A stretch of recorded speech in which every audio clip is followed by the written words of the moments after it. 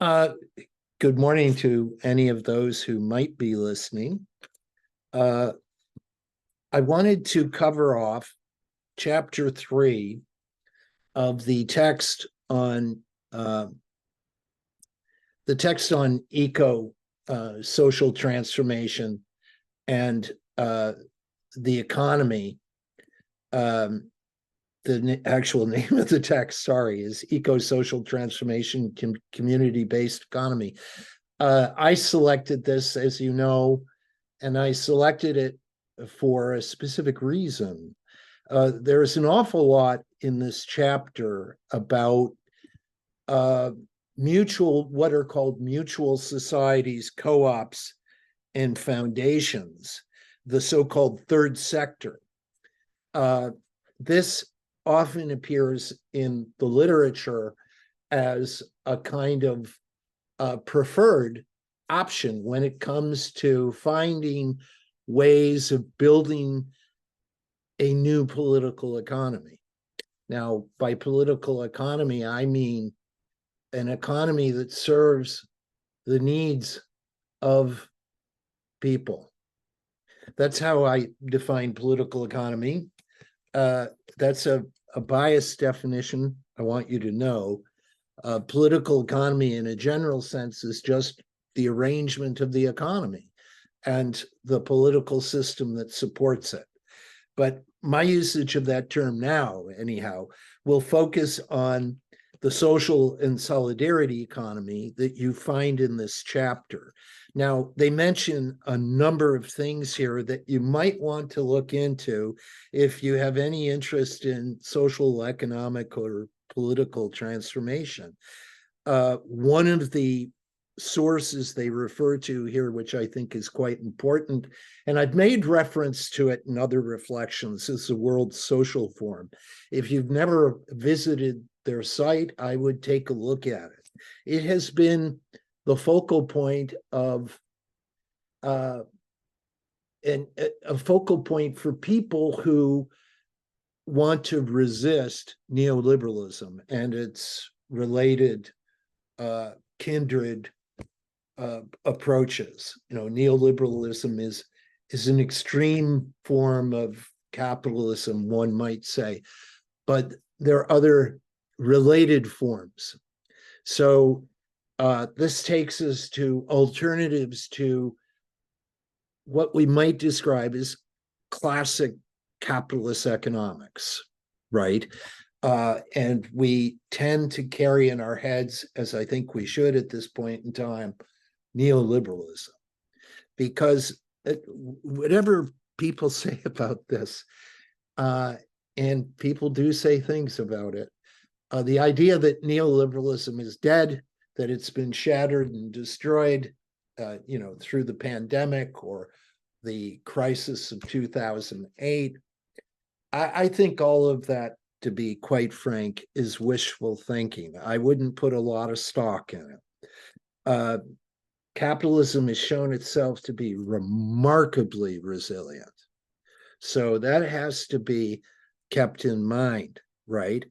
The approach that you see in this chapter, in chapter 3 of this book, is for the most part focused on, as I mentioned, the third sector and local. There's a strong local emphasis throughout this chapter and throughout this book on economic and social transformation. There's an awful lot of emphasis on local approaches.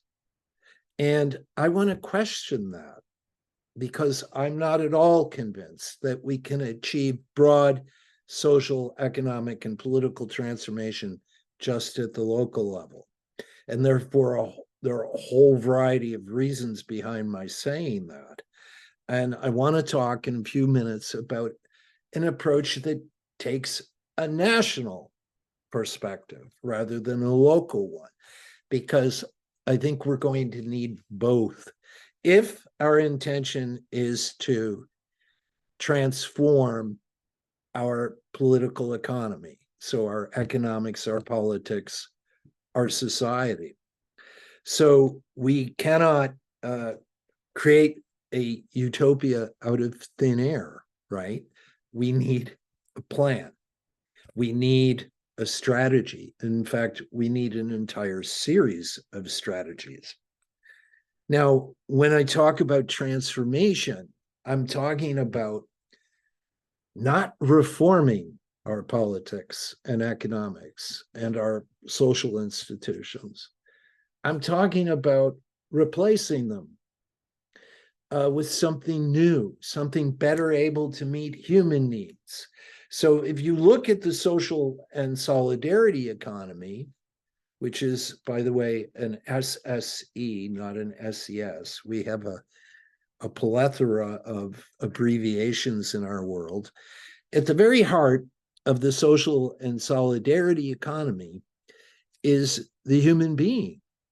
So this approach that they describe in this chapter under the title of social and solidarity economy, this approach is replacing in my view, it's a transformative approach, and it sees itself as such. It is out to replace certain institutions with new institutions. So it's not altogether clear in this text what happens to capitalist enterprise in a world in which you have an emphasis on a social and solidarity economy. So it's not altogether clear that capitalist enterprise will be replaced. But it is clear that a good deal of economic activity will be shifted from capitalist enterprise to mutual societies, cooperatives, and foundations, right? And these are thought to be embedded in localities, hence my reference to local, local, local. There is a nice phrase they use to describe what they call the 0 mile ethos. Now, this is about locality, about the local. A 0 mile ethos means you're not transporting grapefruit from Florida to, say, Ottawa, right? Ottawa is fed through local farming communities and cooperatives, right? Is this type of economic vision possible? Of course it is. There's nothing that rules it out, but it would represent a substantial change in how we feed ourselves. And we should see transformation at this level. It is about communities and about entire nations, but it's also about individuals. It's about how we live our lives. So we're not spectators to this change. And the social and solidarity economy requires, I should say, much more participation from us. And that may be one of the principal challenges facing a social and solidarity economy.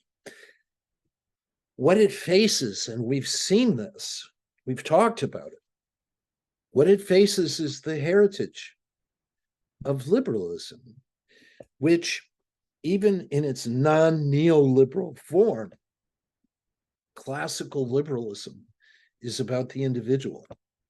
So when the social contract is established, it is individuals assessing their own private interests and advantage who decide how the contract will be shaped. I mentioned in, I think, the last reflection, there's no voice for the community in this. None. It's just one isolated individual after another. So it is from that perspective that the social contract is drawn up. So that puts us into the world of individualism right at the outset. And in that world, what kind of voice does community have? No, if what matters is the sanctity of the individual and the freedom of the individual, and it does matter, we all hold those values. It does matter. But if it's all that matters, then how do we ever get to a broader understanding of community, or for that matter, society? And remember here, at the neoliberal end, there is no society. It doesn't exist. And that has been stated, however counterintuitive that might be, because when I look out my window, I don't see individuals. I see a society, right? But Margaret Thatcher is renowned for saying only families and individuals. That's all that exists. There's no such thing as society. So once you find yourself in that world, it should come as no surprise that the only thing that matters to you is your own benefit, right? Why care about anyone else? Why have any broader vision of the social or public good? All that matters is what's good for me. And if it's good for me, then I infer it's good for everyone else, even though that inference has no foundation in reason at all. So this chapter gives us that kind of picture of a different type of social and economic arrangement, much more open to participation and emancipation as well, right? Why emancipation? Well, when you move people into cooperatives and mutual societies and foundations, they're no longer subject to the calculus of profit, right? So they're free to explore and to create. So that opens the door to human emancipation. There's more we can do. We have greater freedom to do it. Whereas in the classic capitalist vision, if we don't own the means of production, we work for someone who does, right? So ask yourself how much freedom you have in your working life. Now, maybe you have quite a bit, and that's a wonderful thing, credit to your institution or organization. But most of us follow orders, and most of us have our own ideas that are not heard. So organizations, most of us work inside organizations, and the bulk of economic activities inside organizations. So organization should be a fundamental unit of transformation. And we don't see that here in this chapter. It's something that I don't think they explore to the extent that they should. In the next few minutes, I'll talk about an approach that does explore it. So what you find in Richard Sennett, the sociologist, talks about this. What you find in neoliberal societies is the de-skilling of cooperative competencies.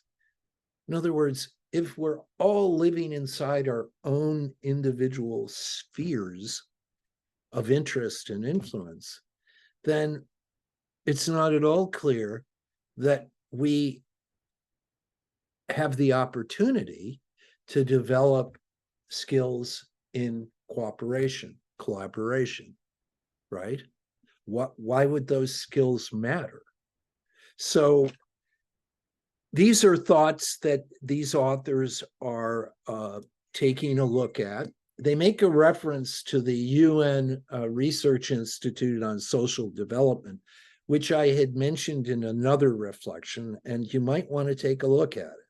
The other thing I think you should look at, if you're interested in transformation on a grand scale, take a look at the UN, the development goals.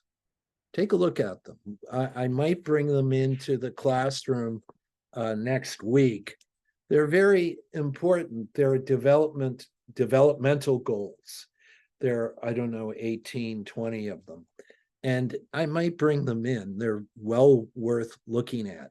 If you look at them and step away from it and abstract from what you see, it should be very, very clear that if we're going to meet those goals by 2030, and I think that's an impossibility, to be honest, but if we were to do so, we would need to transform our economy, our politics, our approach to governance, our approach to managing society in a broad sense. What we would need is transformation right across the board.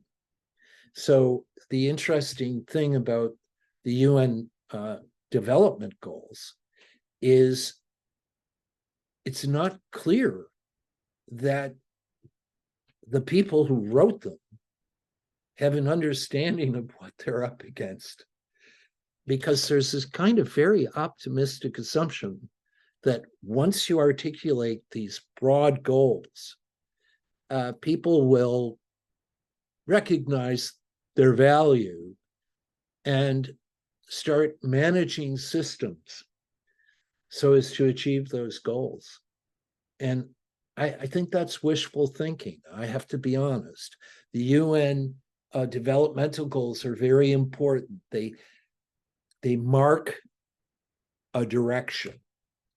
But I'm not at all convinced that the dominant elites of our time are at all interested in those things, right? And they tend to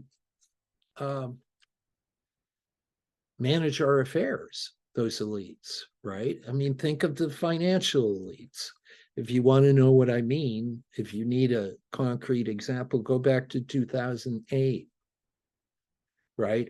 Without substantial public investment to protect and preserve the financial sector, there would have been a worldwide collapse of the economy. There's little doubt about that. So the private sector in its most buoyant form in the financial sector, where there's been immense growth in the last 30 years, we had an explosion that would have destroyed the entire system. And what happened? Government bailed out the private sector. It's not the first time it happens all of the time. So you have private gain and public loss. So in other words, as we were making hundreds of billions of dollars through financialization in the FIRE sector, which is finance, insurance, and real estate, as major corporations were making billions of dollars, the entire system was moving towards collapse. And a fair number of the people inside that system were aware of where it was going. And when it collapsed, governments stood up and said, we'll help our partners in the private sector, and then bailed it out. And then spent the next 10 years with quantitative easing. In other words, driving public money into the financial sector to secure its health. So it's very interesting that at this point in our history, we bail out this enormous sector of our economy, and no one has anything to say about it. Right? We just saved all of those bankers, right? And they went on to record enormous profits, huge executive salaries. All of that is continuing. It's as if the collapse never happened. So, and it will happen again. I'm pretty convinced of that. If you know your Schumpeter, Schumpeter was an economist, who wrote about creative destruction in capitalism. And I would say 2008 was destruction. How creative it was is not at all clear, but it was destruction. There's no doubt about that. So so much for this chapter. I think if you're interested in transformation, it's something you might want to take a look at, because it covers off a number of topics that you see in the literature, right? When people talk about transformation of the economy, of the society, et cetera, they tend to bring up these types of ideas: local, cooperatives, the cooperative tradition. The authors talk about Italy and cooperatives in Italy. They have a long tradition in Italy of cooperatives. You see cooperatives in Germany and Spain and Canada, but the cooperative sector has never become prominent. So this type of approach would render it prominent, right? It would put the fire under the cooperative sector, and governments would look to feed the cooperative sector. That's the general idea. Now, what I want to close with is this text, which is written by Mariana Mazzucato. I think I have to put it that way. I've mentioned Mariana several times. I've read most of her work, and I think she has a very ambitious, but overall, I think, sensible approach to transformation. So I would encourage you, if you have an opportunity, to take a look at her book, Mission Economy. You can find her on YouTube. She's the one who talks about how public investment, and this book, Mission Economy, goes into that theme at length. What is she talking about? Very quickly, she's talking about, her example is the Apollo project. Put a man on the moon, right? That happened in 10 years. And when they started, they had no idea what they were doing. They just had an objective. They were told, put a man on the moon. And the entire book is about how that happened. And it shows that it happened because of a range of interesting changes that were adopted by NASA, and how NASA, for example, with respect to procurement, it had very special policies on procurement that we seldom see in government.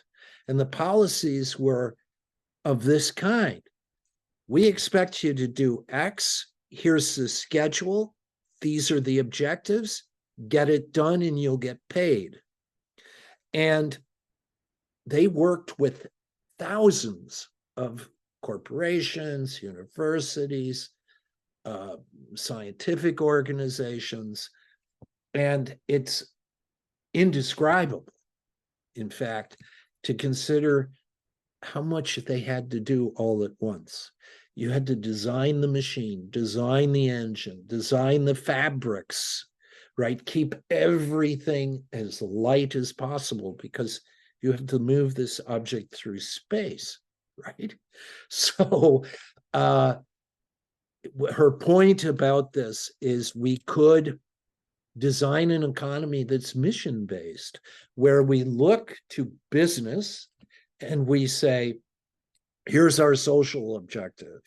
The social objective could be end poverty, right? So we would turn to private organizations and ask them for assistance in delivering a world without poverty. Now, it should be very clear here that the relationship is one of government telling business what it wants and how it wants it.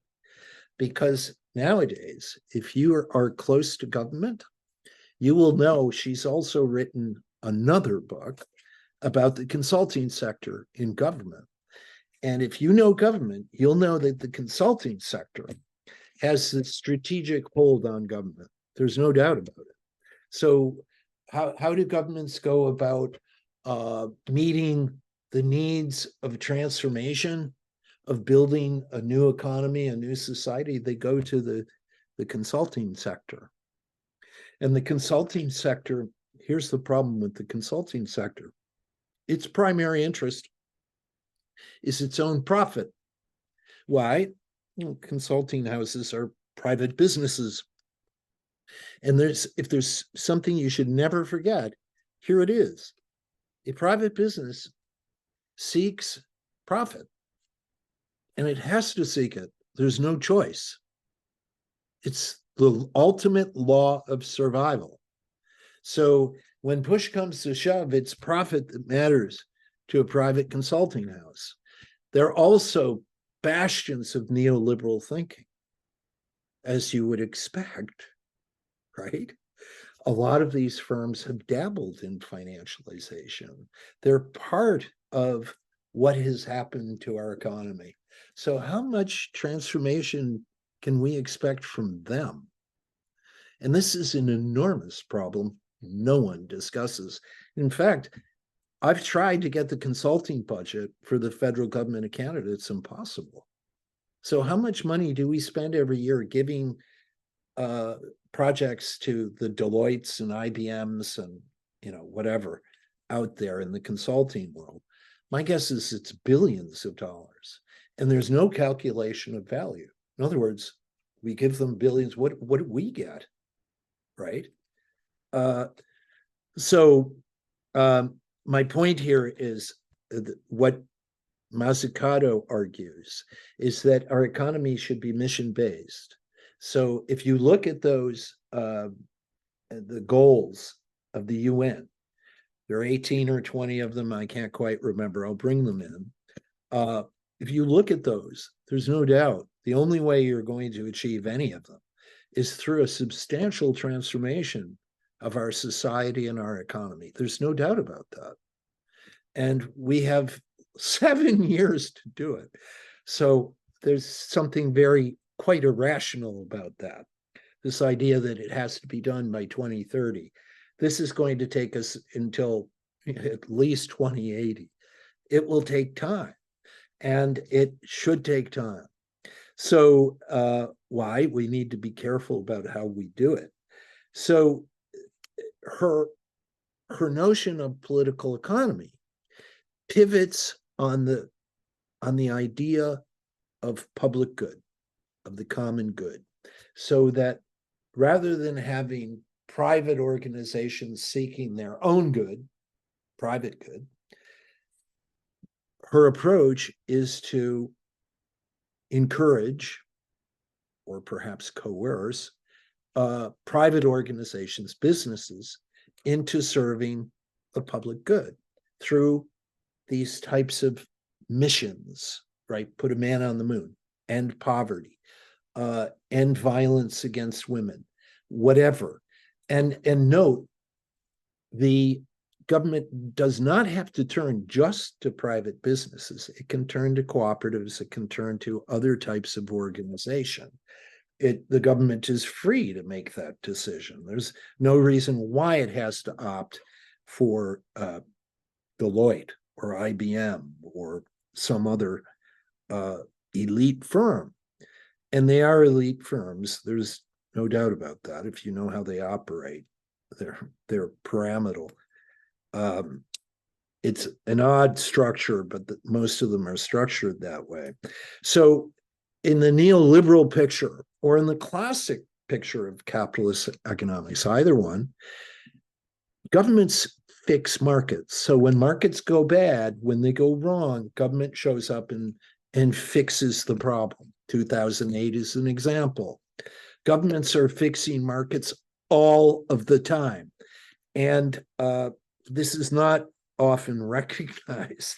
2008 should be a very clear example of it. But how many people recognize 2008 as a failure in a private market? Right? That's what it was. Even it's the proponents of capitalism, some of them anyhow, will admit that. Even Alan Greenspan admitted it. So this is about, she mentions 7 pillars of a new approach. So her approach to transformation has 7 pillars, and she's aware of the UN development goals. You need a new approach to value. So value is not, should not simply be defined in terms of profit. Governments should shape markets, not simply fix them. And this is an odd statement because governments should shape markets. Governments do shape markets. The entire modern economy was shaped by government. You know, I mentioned this in other reflections, this idea that the economy just fell out of heaven and landed on earth, and here we are. That's a completely distorted picture of what happened. A much better picture is to be found in the work of Polanyi in The Great Transformation. The arrival of modern capitalism was a 200-year effort by governments. So markets do, governments do shape markets. I think she's talking about actively shaping markets, like making a deliberate choice to shape a market. Governments can do that as well. The other thing I wanted to say quickly about the Apollo mission is it had thousands of spillovers, what are called spillovers. I could list probably 100 of them. Think of things like fabrics, because the machine that took people to the moon had very special fabrics. She mentions the computer it carried. The module had a computer. It needed a computer. Well, computers at that time, in the 60s, early 60s, were enormous. So just the challenge of taking a machine that weighed tons and took up entire rooms to a machine that was maybe that large and weighed 70 pounds. That was an enormous engineering accomplishment that had spillovers all over the place. So her point is mission economy. As you're working on a mission, and this is quite true of the Apollo mission, as you work on it, you find benefits that extend well beyond the mission, that are applicable in a whole variety of areas. So in other words, working in this way, you're focusing on a specific goal, but the benefits often transcend the path to that goal. So she also mentions, and I think this is quite enlightened, she mentions organizations. Organizations have to transform. Governments have to transform. They have to be willing to experiment, to take risks, to support what is called patient financing, all of those things. And I can say from my 30 years in government, government is almost as far away from this as it could be. Our government on the inside is riddled with neoliberal thinking. It's all about efficiencies and accountabilities and value for dollar. When Kennedy announced the moon project, he admitted, I don't know how much it's going to cost, and honestly, I don't care. You know, I'm doing this because it's important. Our thinking, you know, if you think in terms of dollars and cents, you'll never get there, because you'll be asking yourself, oh, let me see, going to the moon, how much does that cost? And note, neoliberals, it's the first question they'll always ask. When you raise the elimination of poverty, oh, how much is that going to cost? When we spend trillions of dollars on foreign wars, no one has anything to say. That's all valid spending, right? Why? Because almost all of it goes to private enterprise, the defense sector. She talks about finance and the transformation of finance. I won't go into that. I've talked about 2008. Distribution. She talks about distribution of wealth and income. Partnership. There has to be a transformation in our notion of partnership. And participation is her seventh pillar. So these 7 pillars are pillars of transformation for Mazzucato. So need a transformation of value, transformation of markets, of organizations, of finance, of distribution and production, I should say, partnership and participation. So this gives us a kind of model, or the beginnings of a model of transformation. Now, what I'd like to do next week is take some of these principles and look at those social development goals, the UN, the development goals of the UN, and see how one matches up with the other. What I like about her approach, in contrast to the approach in the text that I discussed earlier, is this has a very broad national, it's not all about local. Local is important, but it's not sufficient. It's necessary, but not sufficient. So I'll talk about that in greater detail next week. It is interesting, she notes, and I'll close with this, just a private note. She notes that most of the economists who are proposing transformative approaches to political economy are women. And it is true. I've read a lot of them, and it's true. And I don't know quite why that is so, but it's an interesting fact. And the last point I'll make is her approach, Mazzucato, her approach is oriented towards transformation, but transformation in the broadest possible sense. So with that said, I'll close this off and I'll see you next week. I hope things are well.